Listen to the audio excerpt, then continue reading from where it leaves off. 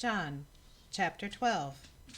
Then, 6 days before the Passover, Jesus came to Bethany, where Lazarus was, who had been dead, whom he had raised from the dead.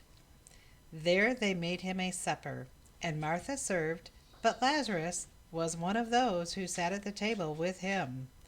Then Mary took a pound of very costly oil of spikenard, anointed the feet of Jesus, and wiped his feet with her hair, and the house was filled with the fragrance of the oil.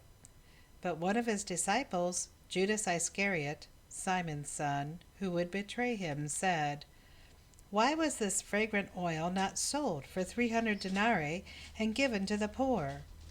This he said, not that he cared for the poor, but because he was a thief, and he had the money box, and he used to take what was put in it. But Jesus said, "Let her alone. She has kept this for the day of my burial. For the poor you will have with you always, but me you do not always have."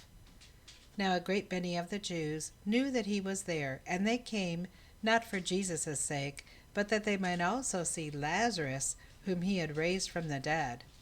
But the chief priests plotted to put Lazarus to death also, because on account of him many of the Jews went away and believed in Jesus.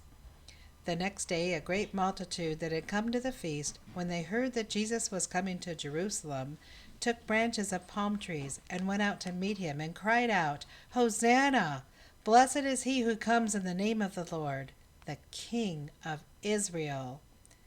Then Jesus, when he had found a young donkey, sat on it, as it is written, "Fear not, daughter of Zion, behold, your king is coming, sitting on a donkey's colt." His disciples did not understand these things at first, but when Jesus was glorified, then they remembered that these things were written about him, and that they had done these things to him. Therefore the people who were with him when he called Lazarus out of the tomb and raised him from the dead bore witness.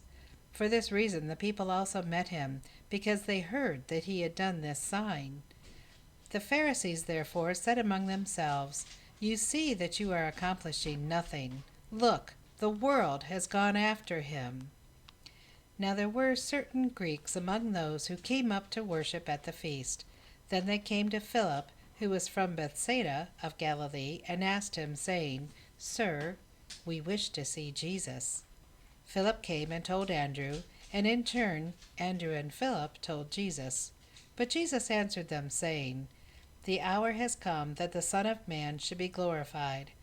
Most assuredly I say to you, unless a grain of wheat falls to the ground and dies, it remains alone. But if it dies, it produces much grain.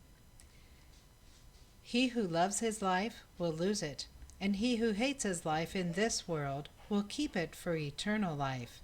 If anyone serves me, let him follow me, and where I am, there my servant will be also. If anyone serves me, him my Father will honor. Now my soul is troubled, and what shall I say? Father, save me from this hour? But for this purpose I came to this hour. Father, glorify your name." Then a voice came from heaven, saying, "I have both glorified it and will glorify it again." Therefore the people who stood by and heard it said that it had thundered. Others said, "An angel has spoken to him." Jesus answered and said, "This voice did not come because of me, but for your sake. Now is the judgment of this world. Now the ruler of this world will be cast out. And if I am lifted up from the earth, then will draw all peoples to myself." This he said, signifying what death he would die. The people answered him, "We have heard from the law that the Christ remains forever. And how can you say the Son of Man must be lifted up? Who is this Son of Man?" Then Jesus said to them, "A little while longer the light is with you. Walk while you have the light, lest the darkness overtake you. He who walks in darkness does not know where he is going. While you have the light, believe in the light, that you may become sons of the light." These things Jesus spoke, and departed, and was hidden from them. But although he had done many signs before them, they did not believe in him, that the word of Isaiah the prophet might be fulfilled, which was spoke, Lord, who has believed our report? And to whom has the arm of the Lord revealed? Therefore they could not believe, because Isaiah said again, He has blinded their eyes and hardened their hearts, lest they should see with their eyes, lest they should understand with their hearts and turn, so that I should heal them. These things Isaiah said when he saw his glory and spoke of him.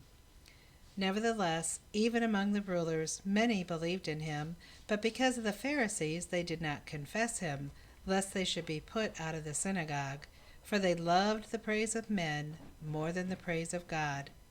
Then Jesus cried out and said, He who believes in me believes not in me, but in him who sent me. And he who sees me sees him who sent me. I have come as a light into the world, that whoever believes in me should not abide in darkness. And if anyone hears my words and does not believe, I do not judge him. For I did not come to judge the world, but to save the world.